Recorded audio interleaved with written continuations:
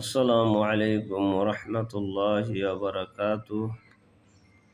আলহামদুলিল্লাহি নাহমাদুহু ওয়া নুসাল্লি আলা রাসূলিহিল কারীম, আম্মা বা'দ।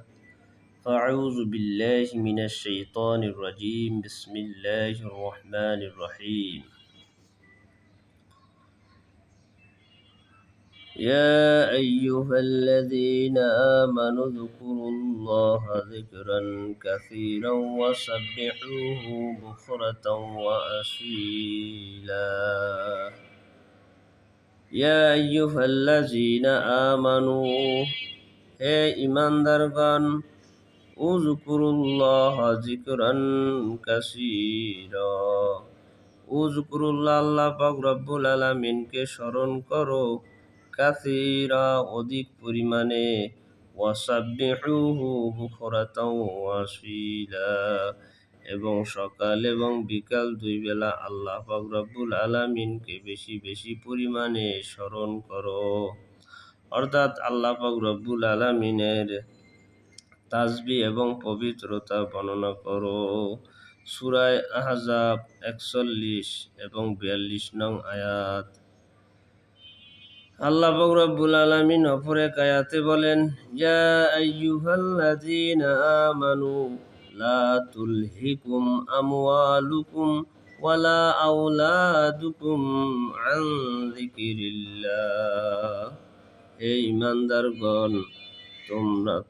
ইমানদারগণ, লা তুলহিকুম, তোমাদেরকে যেন আলাদা করে না রাখে, গাফেল করে না রাখে, আমওয়ালুকুম, তোমাদের মাল সমূহ, ওয়ালা আওলাদুকুম, এবং তোমাদের সন্তান সন্ততি, আল্লাহ পাকের আন যিকরিল্লাহ, আল্লাহ পাকের জিকির থেকে।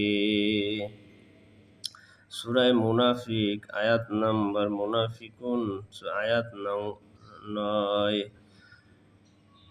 এই আয়াতের সারমর্মে হুজুর পাক সাল্লাল্লাহু আলাইহি ওয়াসাল্লাম এক হাদিসে বলেন, ক্বালা রাসূলুল্লাহ সাল্লাল্লাহু আলাইহি ওয়াসাল্লাম, আকসিরু যিকরাল্লাহি হাত্তা ইয়াকুলু মাজনুন।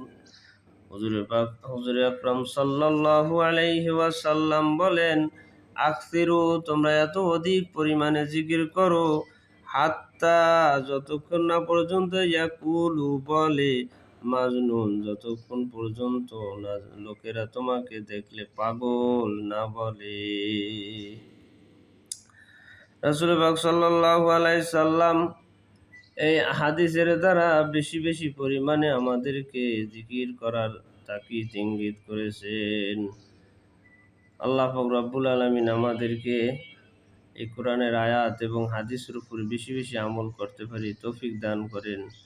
আখির দাওয়ানা আলহামদুলিল্লাহি রাব্বিল আলামিন, ওয়াসসালাতু ওয়াসসালামু আলা রাসূলিল কারীম।